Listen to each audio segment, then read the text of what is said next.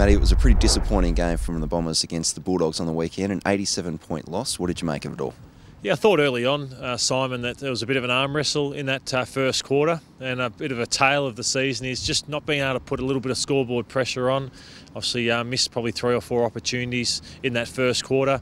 Then there was a bit of pressure through the midfield, and I just thought some of the defenders, like sort of Gleeson, take a couple of nice grabs, Steinberg, and then it just seems like the pressure went out of the game, and you don't put pressure on the Western Bulldogs with their run-off halfback and their run and link up through the midfield. They're as dangerous as any team in the competition, and you just saw the arm wrestle stopped probably 5-6 minutes into the second quarter. Suddenly Crameri gets his tail up, Jake Stringer gets his tail up, and they're a very, very hard team to stop. So that forward line of Redpath and then the smalls of Dixon, Stringer, Crameri, and then little Daniel at their feet, pretty impressive. And I really felt for the back line. Obviously Steiny's got a bit of work to do, Steinberg, on those tall forwards, but as James said after the game, if there's no pressure out of the forward line through the midfield, it makes things pretty difficult. The Bombers had been okay the 3 weeks prior to the Bulldogs game. Is it inevitable that young players will have these dips in form? I don't think so, Simon. You want to make that as an excuse because, I think there was a statistic that the Western Bulldogs had 18 players under 100 games and the Bombers had 14 players under 100 games. So, guys are playing for their careers at the moment.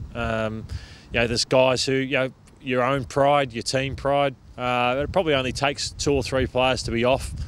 And it's amazing how you can have an 87-point loss. So I think guys like Dyson Heppel, Zach Merritt, Goddard, Stance, I think they need a bit more support. And it's sort of, once you've played 20 games of footy, you need to start trying to look for that consistency and have that highs and your lows, sort of bridge the gap a bit more than where the Bombers players are currently at the moment. So where to from here? GWS this week, what do you want to see out of that game and then the 4 games after that?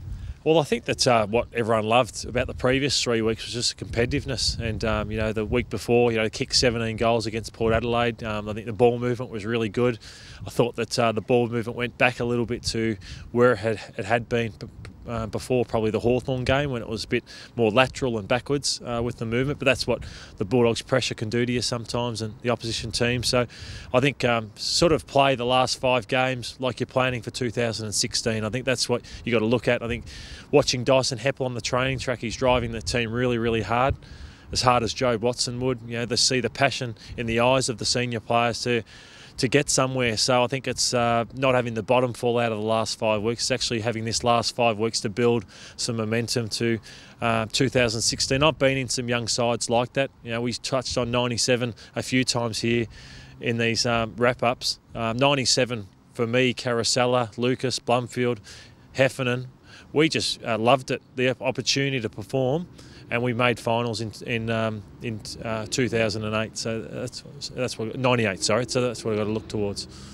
All right, Lloydie, thanks a lot for your insight, and make sure you tune in on Wednesday to Lloyd's Lowdown, where we'll be responding to your questions. Matty, thanks a lot. Thanks a lot. Thanks.